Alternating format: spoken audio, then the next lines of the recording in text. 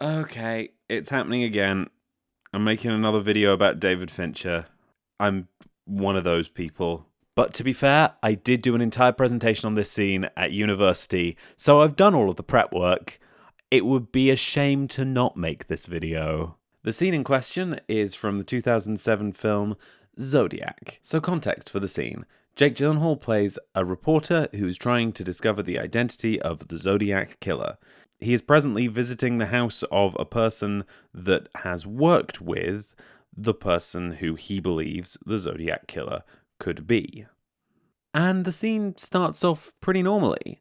There's a wide shot that shows the two of them in the space together, and a couple of close-ups for when they have their dialogue. But you probably notice the fact that Jake Gyllenhaal's character is already put at something of a disadvantage. He's sitting, looking up, whereas the person he's talking to is looming over him. He does a lot of looming in this scene. So these camera setups are continued through this bit of conversation until these lines. I do the posters myself. It's my handwriting. Here we get a new shot. A new piece of information has entered Jake Gyllenhaal's brain, and he's starting to think, maybe, just maybe, this guy ticks a couple of the boxes. This new shot, interestingly, introduces the basement door just behind him. And then, another new shot. A shot that allows for far more looming and also draws our attention even more to the basement. Not many people have basements in California.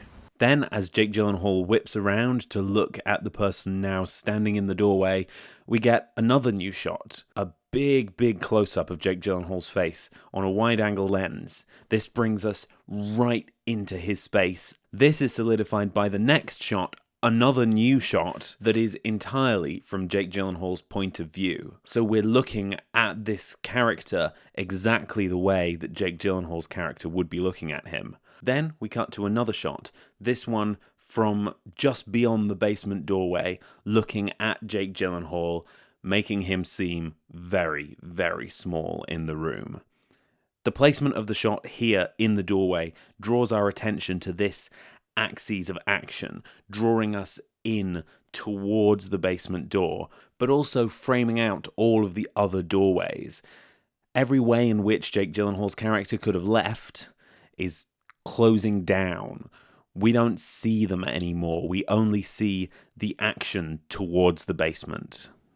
Once we reach the basement, the camera moves become completely locked in on the characters that they're following, until we hear a noise above Jake Gyllenhaal, and he looks up. We get another point of view shot.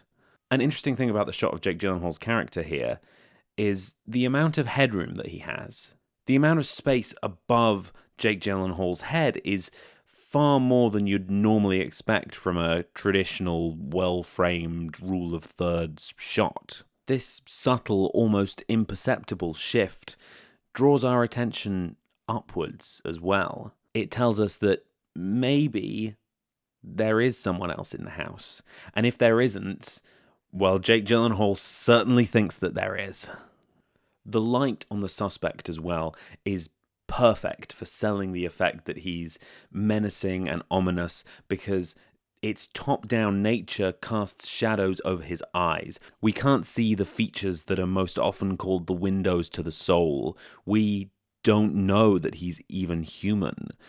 We think he might be the soulless creature that we've been hunting the entire film. This effect is almost comically exaggerated when he steps back into the darkness to put the records back. This is directly followed by the biggest close-up of Jake Gyllenhaal that we've had since we entered the basement, and another sound effect off screen. That sound effect cues a dolly in towards his face, driving up the intensity and increasing the importance of this moment. He's pretty certain there's someone else in the house now.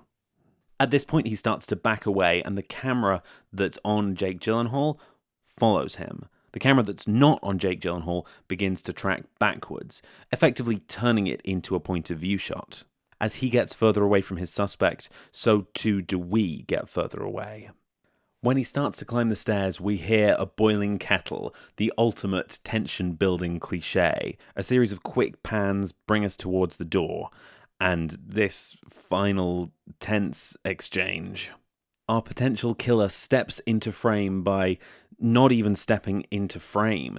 He's kept off-screen, only his reflection showing. One last big close-up of our potential killer, and a very stabby motion of the keys, and the scene is over.